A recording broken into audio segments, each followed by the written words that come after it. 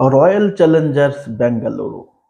Royal Challengers বেঙ্গালুরুর আসলে ভাগ্যটা কতটা খারাপ না হলে 196 রান করেও তারা হেরে যায় 15 ওভারে। যে মুম্বাই ইন্ডিয়ান্স শুরু থেকে কিন্তু 3টা ম্যাচ হেরে তারা কিন্তু একদম কোণঠাসা হয়ে গেছিল। তাদের নিয়ে অনেক অনেক কথাবার্তা হচ্ছিল, হার্দিক পান্ডিয়াকে নিয়ে অনেক অনেক কথাবার্তা হচ্ছিল। হার্দিক পান্ডিয়ার নামে দূরধ্বনি শুনতে হয়েছে। এখন সেই মুম্বাই ইন্ডিয়ান্স পরপর 2টা ম্যাচ ডোমিনেট করে দিচ্ছে। প্রথম যে ম্যাচটা জিতছে তারা প্রায় 230+ রান করছে। গতকালকে তারা 15 ওভারে জিতে গেছে এবং অসাধারণ খেলছে। আমি কেন বুঝতেছি না যে আসলে ব্যাঙ্গালোর এমন অবস্থার কারণটা আসলে কি। 190+ রান কিন্তু ডিফেন্ড করা কঠিন ব্যাপার না।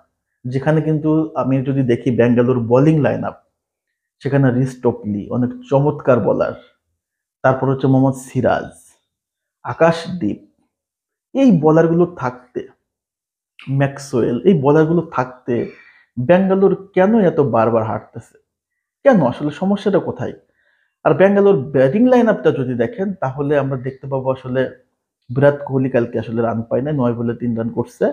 তারপর হচ্ছে আপনার ডুপ্লেসিস অসাধারণ খেলছে, ম্যাক্সওয়েল রানই পাচ্ছে না, টোটাল সিজন জুড়ে ম্যাক্সওয়েল রানে নাই।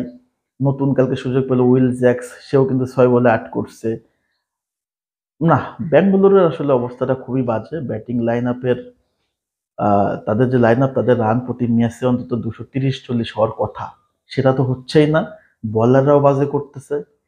এক কথায় আসলে মানে ব্যাঙ্গালোর এই পজিশনটা বা এই অবস্থাটার জন্য আসলে কারা দায়ী বা কে দায়ী, এটা আসলে আমার মাথায় আসে না। কেন এমন হচ্ছে ব্যাঙ্গালোরের সাথে?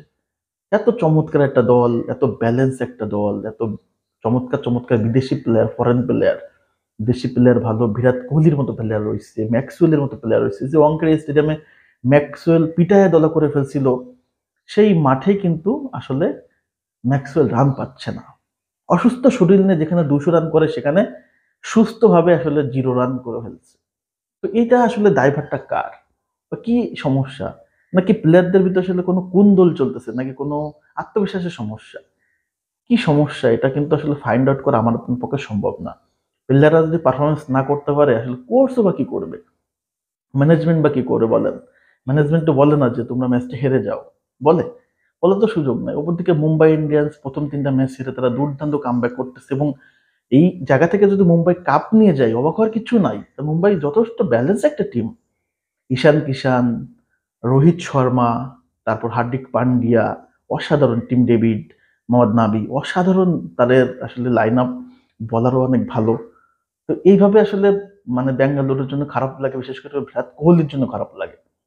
এই সিজনেও সে কিন্তু টপ রান গেটার, 319 রান 6 ম্যাচে, তার ধারে কাছে কেউ নাই। বাট তার দল প্রতিনিয়ত হেরে যাচ্ছে। তারা রানও তো কম করতেছে না, কিন্তু তাদের বলাররা তাদের হারায় দিচ্ছে। যে বলার তাদের কেউই আসলে মানে এতটা বাজে বল করতেছে, চিন্তা করেন তো, 200 রান টার্গেট দিয়ে যদি 15 ওভার হেরে যায়, তাহলে ব্যাটিংদের আসলে দায়ভারটা কোথায়? নাই তো। বোলার সিরাজ বা আকাশদীপ 4 ওভারে 55 রান দেয়, ম্যাক্সওয়েল 1 ওভারে 17 রান দেয়। তাহলে কিভাবে আসলে ম্যাচ জিতবে? যদি ব্যাটসম্যানরা 200 রান করে আসে, সেইখানে যদি বোলাররা আটকাইতে না পারে, এটা আপনি দোষ কাকে আসলে দিবেন? ম্যানেজমেন্ট কোচকে দোষ দিয়ে লাভ কি? টিমের ভিতরে ওই একত্বতা আসলে নাই, বা টিমের সবচেয়ে বড় যে সমস্যা আসলে জয়ের যে ক্ষুধাটা, সেটা মনে হয় নাই। সেটা মনে হয় নাই। অনেক সময় আমরা দেখতে পাই যেখানে 150 রান করেও ডিপেন্ড হয়ে যায় ম্যাচ, সেখানে 200 রান করার পরেও এত ব্রিলিয়ান্ট মাথা বিরাট কোহলি, ফাফ ডু প্লেসিসের মতো প্লেয়ার, ম্যাক্সওয়েলের মতো প্লেয়াররা মাঠে আছে, সে ম্যাচ বেরোয় না, 200 রানের টার্গেট চেস করে ফেলে মুম্বাই, তা 15 ওভারে। তার মানে হচ্ছে আসলে খেলোয়াড়দের মানসিকতাই নাই ম্যাচ জেতার। আদৌ কি আছে? যদি থাকতো তাহলে আসলে ম্যাচগুলো জিততো। অন্তত 1টা 2টা ম্যাচ মিস হইতে পারে। লাগাতার এভাবে খারাপ খেলা বা এভাবে ম্যাচ হারা, এটা কিন্তু আসলে সহ্য করার মতো না। বিশেষ করে ব্যাঙ্গালোরের ফ্যান ফলোয়ার সবচেয়ে বেশি। এর জন্য কেন বেশি? কারণ বিরাট কোহলির জন্য আসলে ব্যাঙ্গালোর ফ্যান বেশি, ম্যাক্সওয়েলের জন্য ফ্যান বেশি। তো ফ্যান দিয়ে তো লাভ নাই। যদি প্লেয়ারদের ভিতরে জিতার আকাঙ্ক্ষা না থাকে, জিতার মানসিকতা না থাকে, তো এই মুহূর্তে আসলে ব্যাঙ্গালোরের উচিত হবে আসলে ডু অর ডাই করা। তাদের সবাইকে আসলে ডেডিকেশন থাকতে হবে। তাছাড়া কিন্তু আসলে ম্যাচ জেতা পসিবল না। এই জায়গায় আমরা যদি দেখি, সেটা হচ্ছে মুম্বাই ইন্ডিয়ান্স বলেন, লখনউ বলেন, তারপর হচ্ছে আপনার গত পরশুদিন আমরা দেখছি যে রশিদ খান ম্যাচ বের করে ফেলতে লাস্ট ওভারে 15 রান দরকার। অনেক সময় জেনুইন ব্যাটসম্যান থেকেও কিন্তু ম্যাচ বের করতে পারে না। তো ব্যাঙ্গালোর আসলে সমস্যাটা কোথায়? তার মানে হচ্ছে ব্যাঙ্গালোরের ভিতরে ওই জিতটা বা জিতার যে আকাঙ্ক্ষা বা জিতার মানসিকতাটা আসলে নাই। জিতার মানসিকতা নাই। এই যে এতগুলো আসর চলতেছে, 3বার ফাইনাল খেলছে, একবারও চ্যাম্পিয়ন হইতে পারে নাই। দুর্ভাগ্য না বলবেন? তাহলে ফাইনালে ওঠার পরও তারা আসলে কেন জিততে পারে না বা টুর্নামেন্টে কেন তারা এই বছর এত বাজে খেলতেছে? এটা যদি একটা রোড ম্যাপ করেন আপনি আসলে ভুল ধরতে পারবেন না। একটাই ধরতে পারবেন, সেটা হচ্ছে খেলোয়াড়দের আসলে ম্যাচ জিতার বা খেলোয়াড়দের ম্যাচের প্রতি ডেডিকেশন যথেষ্ট সংকট আছে। তা না হলে অন্তত এই ম্যাচগুলো অন্তত একটা দুটা ম্যাচ মিস্টেক হইতে পারে, লাগাতার ম্যাচ মিস্টেক হয় না। আমার মনে হয় ব্যাঙ্গালোর টিমটা বা ব্যাঙ্গালোর ফ্রাঞ্চাইজিটা বাদ দিয়ে দেওয়া উচিত।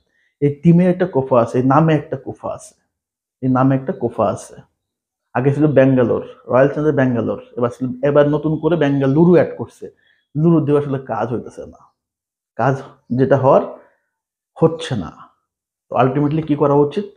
সবকিছু বাদ দিয়ে ব্যাঙ্গালোর টিমটাকে আসলে মানে কি বলা যায়, দেউলিয়া ঘোষণা করা উচিত এবং বিরাট কোহলির অন্য কোনো টিমে যেয়ে খেলা উচিত। না হলে আসলে বিরাট কোহলি কাপ আমার মনে হয় পাবে না।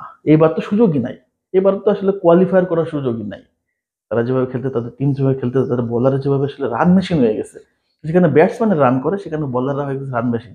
4 ওভার 50 হাফ সেঞ্চুরি করে ফেলতেছে। তো এখানে আসলে আমার মনে হয় না টিম ম্যানেজমেন্ট বলেন, কোচদের কোনো সমস্যা আছে। সমস্যা হচ্ছে খেলোয়াড়দের মানসিকতা এবং খেলোয়াড়দের জিতার আকাঙ্ক্ষাটা মনে হয় নাই। থাকলে এমন হওয়ার সুযোগ নাই। মতামত যদি থেকে থাকে অবশ্যই কমেন্টস করে জানাবেন। আসসালামু আলাইকুম।